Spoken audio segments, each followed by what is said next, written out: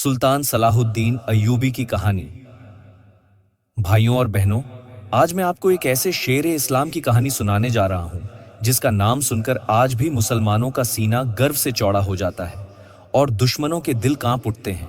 वो हैं सुल्तान सलाहुद्दीन अय्यूबी रहमतुल्लाह अलैह, जिनका असली नाम यूसुफ बिन अय्यूब था। उनका जन्म 1133 ईस्वी में इराक के तकरीबन तिक्रित नामी इलाके में हुआ। अल्लाह ने उन्हें बचपन से ही ऐसा दिल, ऐसी अक्ल और ऐसा जज्बा दिया था कि वो आगे चलकर सिर्फ एक हाकिम ही नहीं बल्कि रहमत और इंसाफ की मिसाल बने। सलाहुद्दीन अय्यूबी का बचपन आम बच्चों की तरह न था।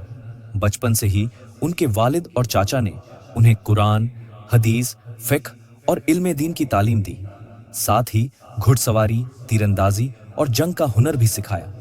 वो सिर्फ तलवार के माहिर न थे बल्कि एक आलिम, फकीह और मुत्तकी इंसान भी थे। उनके चेहरे पर हमेशा नूर और जुबान पर अल्लाह का जिक्र होता था।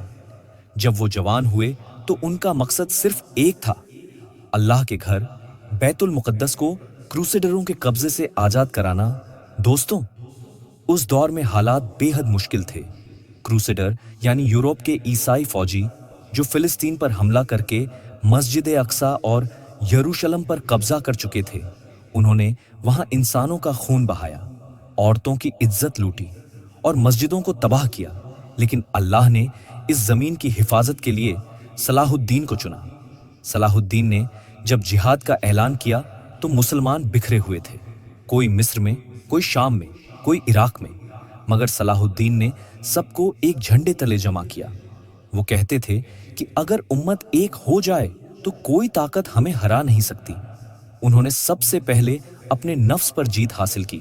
दोस्तों, उनके बारे में मशहूर है कि उन्होंने अपनी पूरी जिंदगी में कभी हराम चीज को हाथ नहीं लगाया, कभी शराब का नाम तक नहीं लिया, न किसी का हक मारा, न दौलत जमा की, बल्कि जो कुछ अल्लाह देता वो सब जिहाद और उम्मत पर खर्च कर देते। कहते हैं कि जब उनकी हुकूमत दुनिया के 3 बड़े हिस्सों पर थी तो भी उनके पास अपनी जात का इतना सामान न था कि अपनी मौत पर कफन तक खरीद सकें। उनकी पूरी जायदाद सिर्फ कुछ तीर, एक घोड़ा और 2-3 चौके थे। यही थी उनकी सादगी और तवाज़ु। मगर जंग के मैदान में उनका जलवा कुछ और ही था। जब 1137 ईस्वी में हित्तीन की जंग हुई तो सलाहुद्दीन ने अपनी फौज को अल्लाह का नाम लेकर कदम बढ़ाने का हुक्म दिया। दुश्मन लाखों में थे, हथियारों से लैस थे, मगर मुसलमानों का ईमान उनसे कहीं बड़ा था। सलाहुद्दीन ने अपनी तलवार उठाई और अल्लाहू अकबर की सदाओं के साथ ऐसी जंग लड़ी कि दुश्मनों की फौज तितर बितर हो गई। उसी जंग के बाद यरूशलेम यानी बैतुल मुकद्दस फतह हुआ और मस्जिद ए अक्सा से क्रूसेडरों का झंडा उतारकर वहां अल्लाहू अकबर की सदाएं गूंज उठी। लेकिन दोस्तों, यहां असली करामात ये थी कि जब यरूशलेम फतह हुआ तो मुसलमानों के पास मौका था कि वो दुश्मनों से वही बदला लें जो उन्होंने सालों पहले मुसलमानों से लिया था।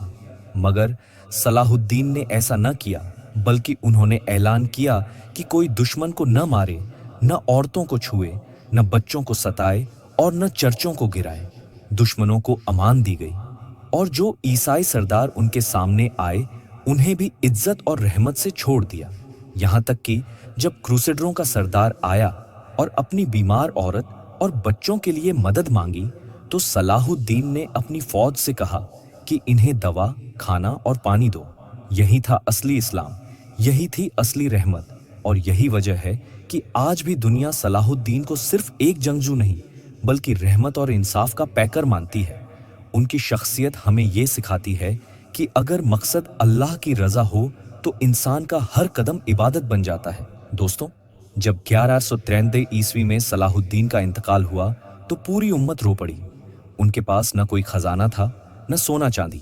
उनकी दौलत सिर्फ अल्लाह की मोहब्बत और उम्मत की दुआएं थीं। उनकी कब्र आज भी दमिश्क, सीरिया में है, जहां हर आने वाला मुसलमान रोकर यही कहता है, या अल्लाह हमें भी सलाहुद्दीन जैसी हिम्मत और ईमान अता फरमा।